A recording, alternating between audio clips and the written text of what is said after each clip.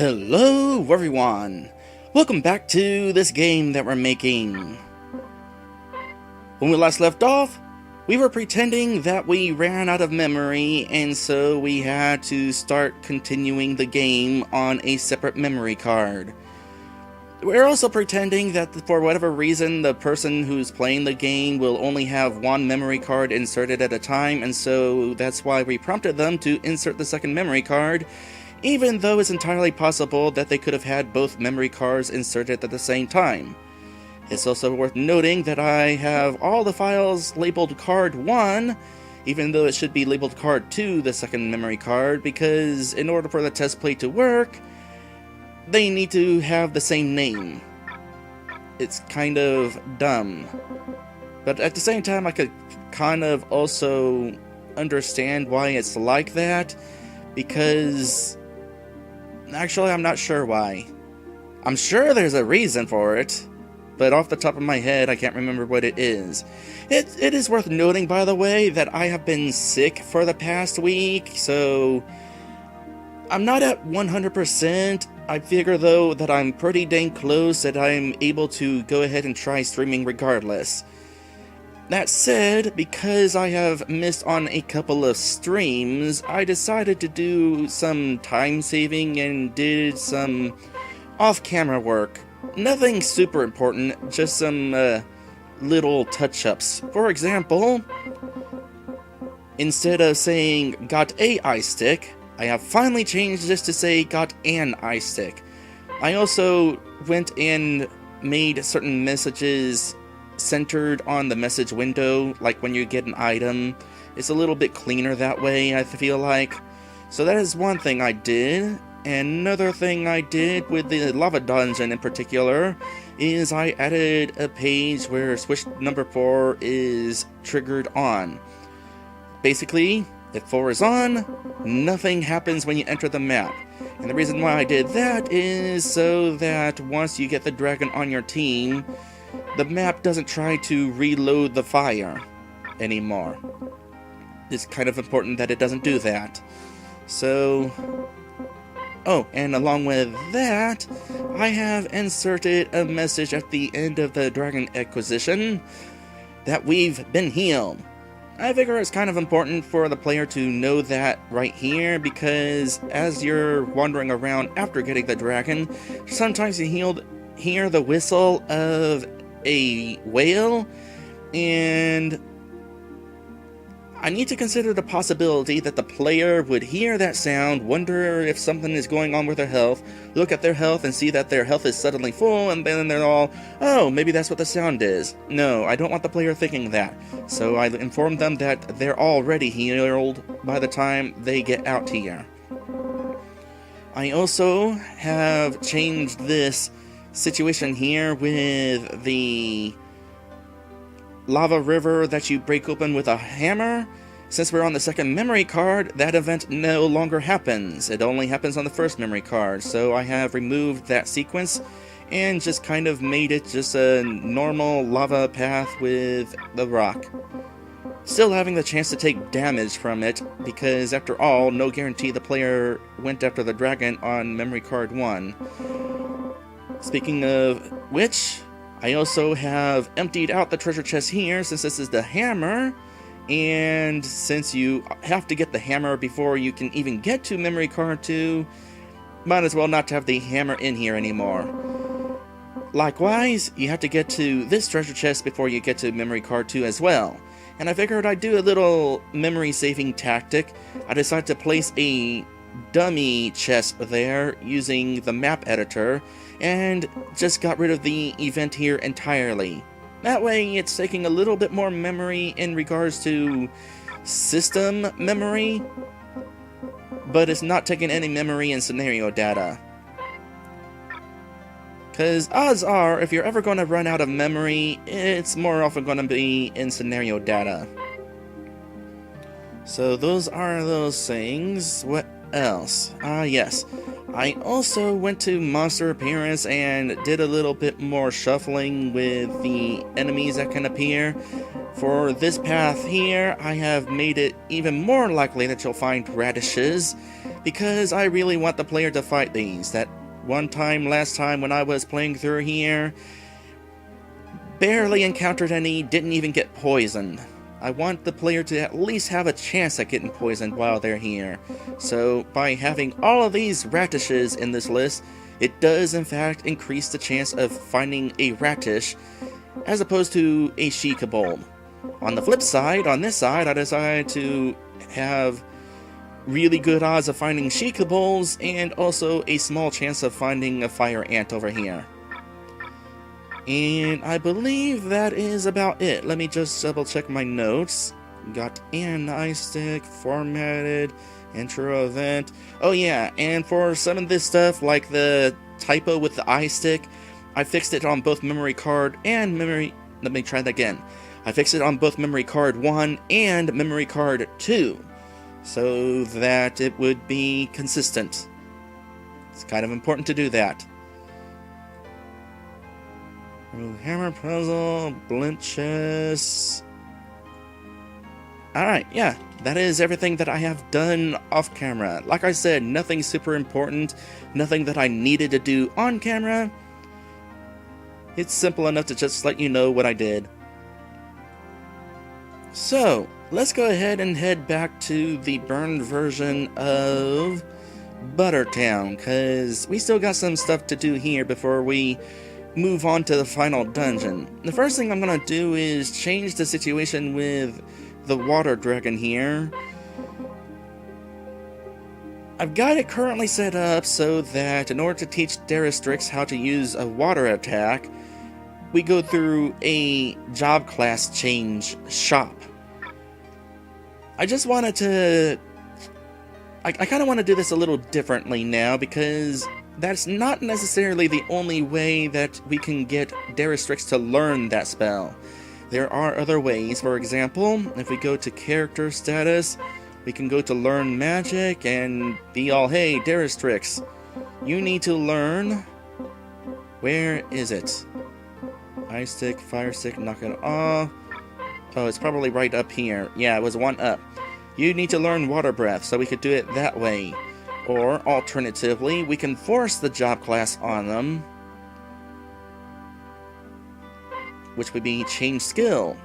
Daristrix, be a spit dragon now. And in fact, that's what we're going to do.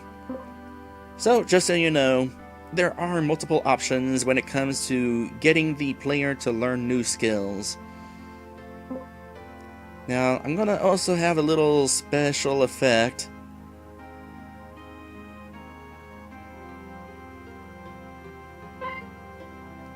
To signify that something has changed here.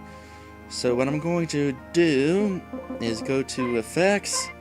We're gonna do a light ball from event point, meaning the dragon that we're talking to, and going to the main character.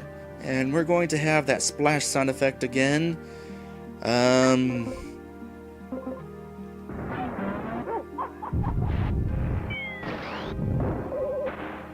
There it is. I knew I wasn't too far off. So now we got this special effect being all like this.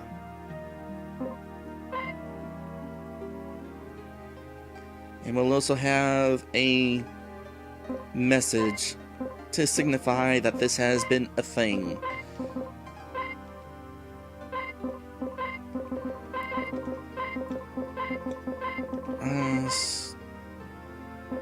Strix has become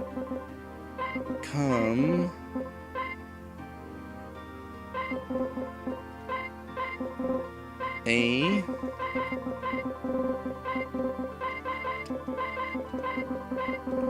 dragon. And we're going to center this message.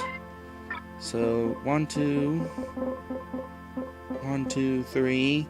It's a little uneven, but I found that it looks more centered if I have the wider gap on the right side, as opposed to it being 1, 2, 3 and then 1, 2 like that.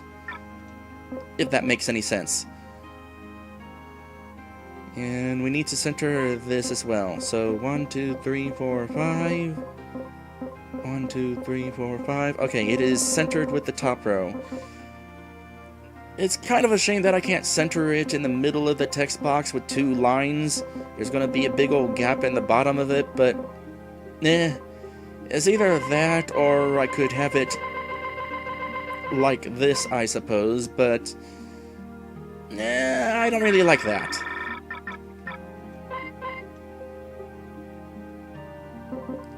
Alright, so that is the end of that. No, wait, no, it's not.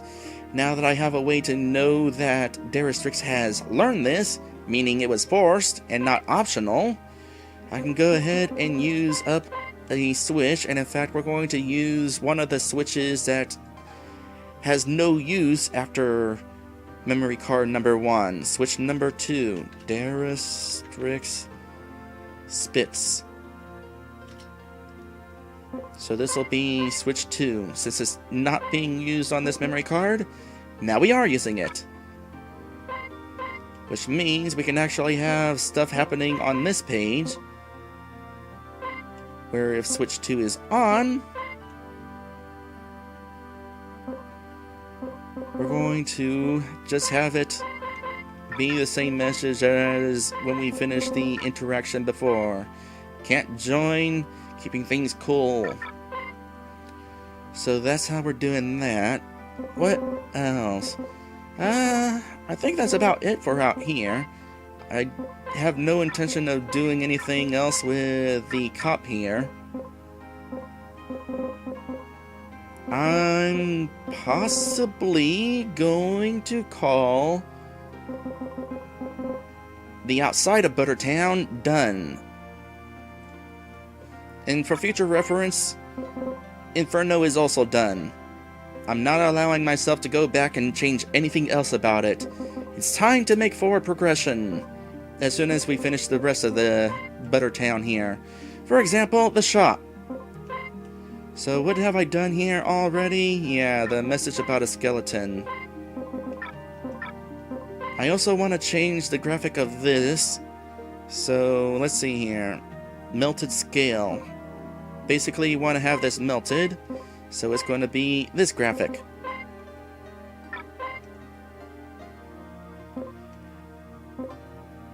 I'm suddenly hesitant to make it that graphic, because grass is walkable, and I'm betting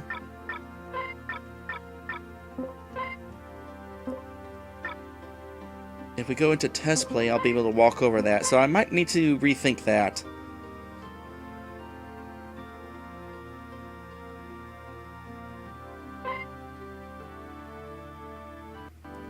I'm assuming that I saved my test play after the memory card swap.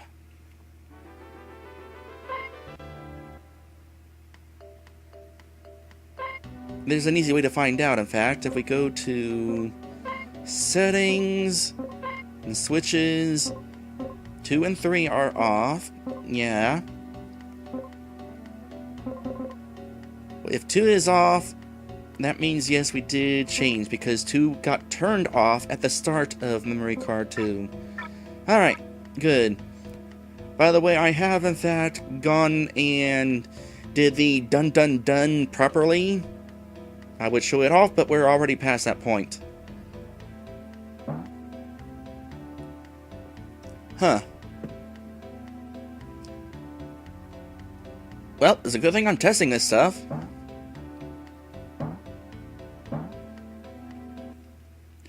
Let's go ahead and figure out what's going wrong here. Because going into this, I'm supposed to actually transfer into it. You know, I could have sworn I tested this before, making sure that the bottom half of this opening is something we can get into. That we can trigger, that is. Guess I didn't test it from the right direction because I tested it from the side. It works from the side, just not from underneath. That is weird. Alright, well, plan B then. Not the Inferno. So where's that door opening? There it is. So I'll just have these be actual graphics.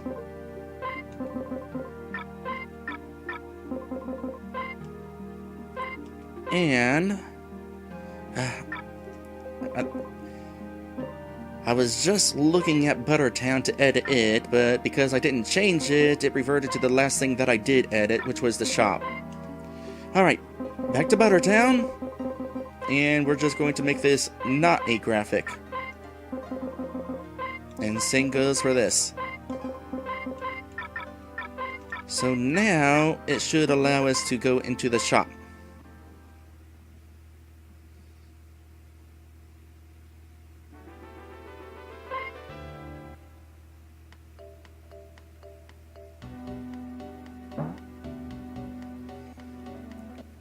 Oh, duh.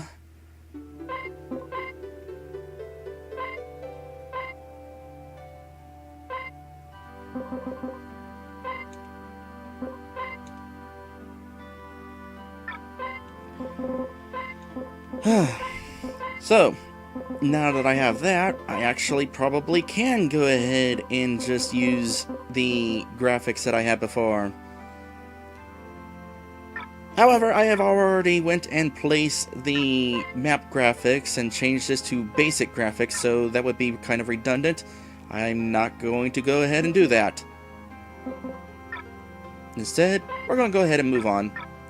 Just leave it as is. Aside from the fact that, yes, we have to touch it in order to trigger it, not open the already open door.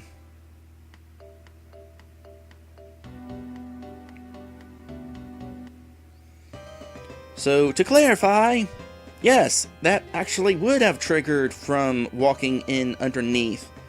Had I had it set to trigger when you walk on top of it and not interact with it.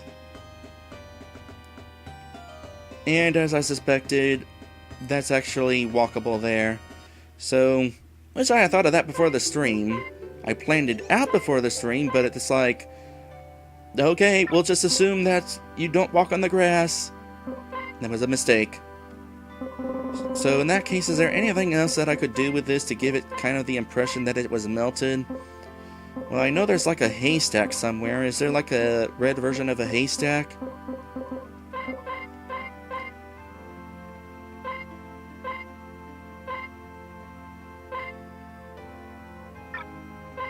No. No. Well, then we'll just leave that alone. I was also wanting to change how this looks now.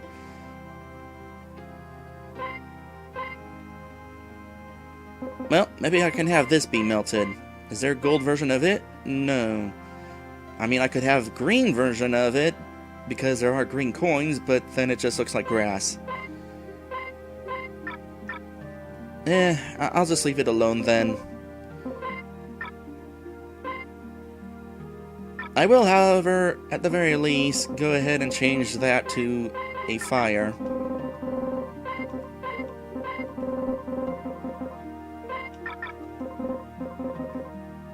And I also want to change the message of this, and possibly the graphic.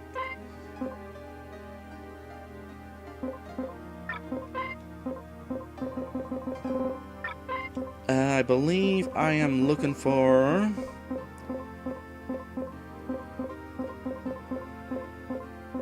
that. First off, it's not going to be ghosted, it's going to be kind of a flame pillar.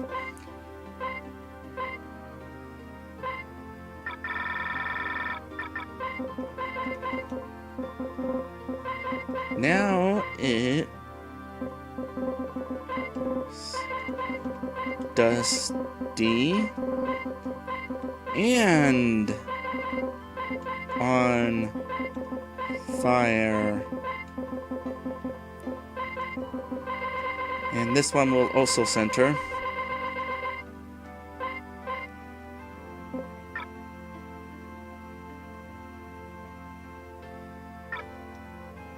I think I'll go ahead and let the player bump into it to trigger their message. Maybe. Well, it made sense to bump into it whenever it was dusty, because you're trying to, like, pass through it. But now it wouldn't make so much sense to bump into a fire. So we'll just have it checkable. And this guy is going to be pretty much the same.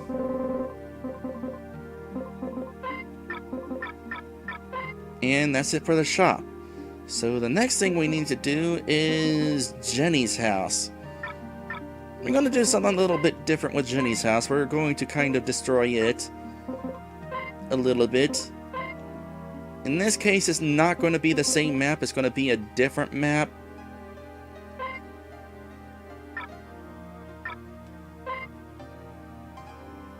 In the case of Buttertown, I have two versions of the same town because you go to this place from the world map, and I needed a way for the world map to be able to take us to either version of Buttertown. But in the case of Jenny's house, I can go ahead and have it be a separate map, since I can change where the thing is, the location mover sort of thing. So let's see here.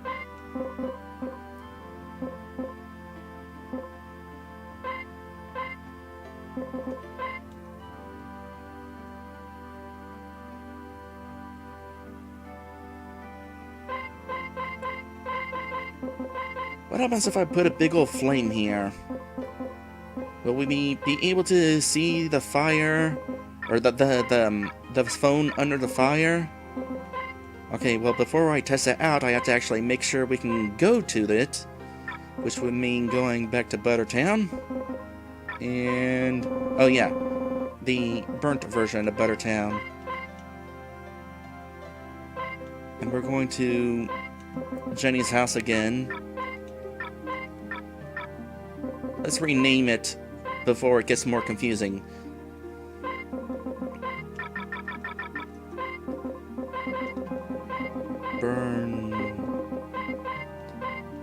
Burned house.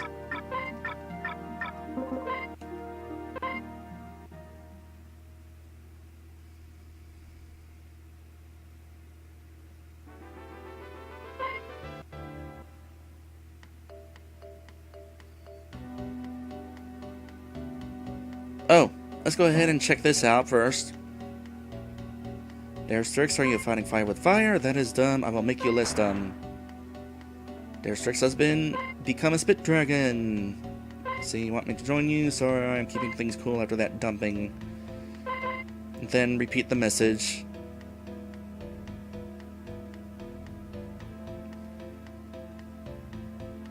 I'm pretty sure the phone is still here. Wait, no, of course the phone's not there. Nothing's in here, because I have created a separate map. So what I'm going to want to do in that case is copy the information from Jenny's house to the burn version of Jenny's house.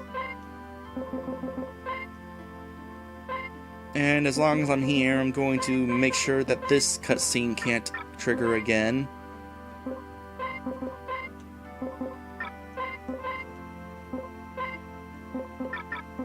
Let's see here. Intro event. This take over to the cutscene, but we don't want that to happen anymore. Alright. I'm betting the phone will wind up being under the fire and hard to reach. Probably still entirely grabbable.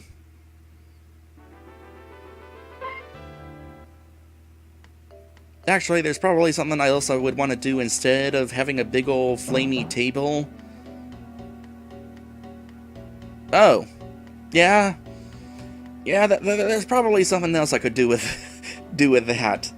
Huh. Okay.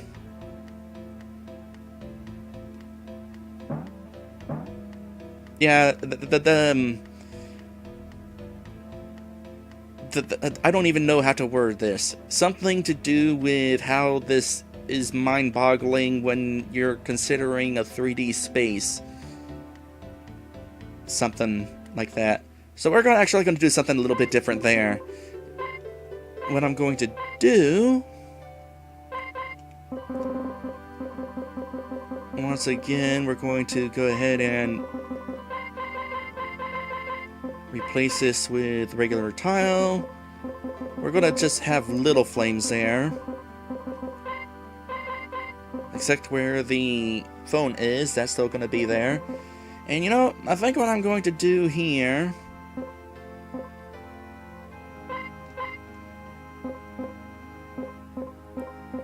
I'm going to have to do some eventing here, is what I'm going to have to do. So where is the window? Right here. We're going to also do that. Get rid of that. Put a fire here. Once again, a little one.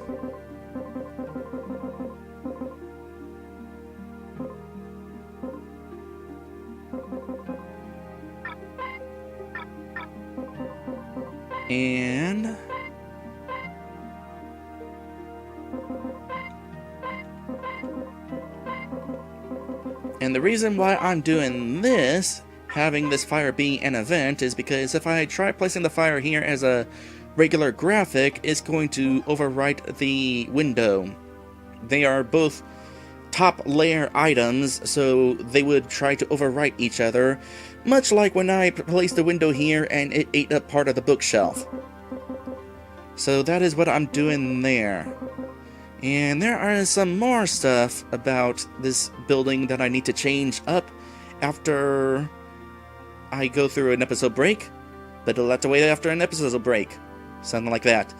But first things first. Hello there, 1063. Welcome to my stream. 1063 is asking if I've ever thought about using RPG Maker MV. No. No, it didn't really interest me because visually it looks identical to the other PC RPG makers. It doesn't look new enough for me to jump in. I might as well just stick with the ones I already have. Anyway, we're going on an episode break here, and when we come back, we will continue tearing up Jenny's home, and possibly we'll start creating the final dungeon. That'll be cool.